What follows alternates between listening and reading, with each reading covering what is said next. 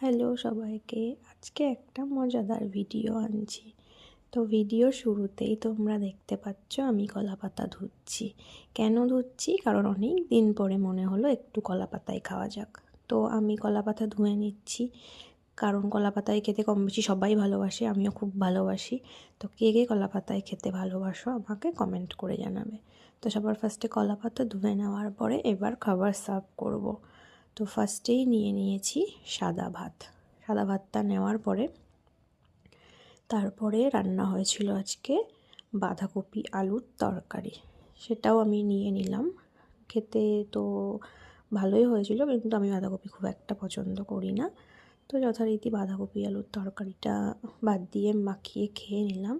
আর আমি ভাত খেতে বসার সময় গোপাল ভাঁড় দেখি, তো আজকেও গোপাল ভাঁড় দেখছিলাম। তো বাঁধাকপি দিয়ে খাওয়ার পরে হয়েছিল আমার পছন্দের, খুব পছন্দের মাছ। জানি অনেকে পছন্দ করে না, কিন্তু আমার খুব পছন্দের মাছ তেলাপিয়া।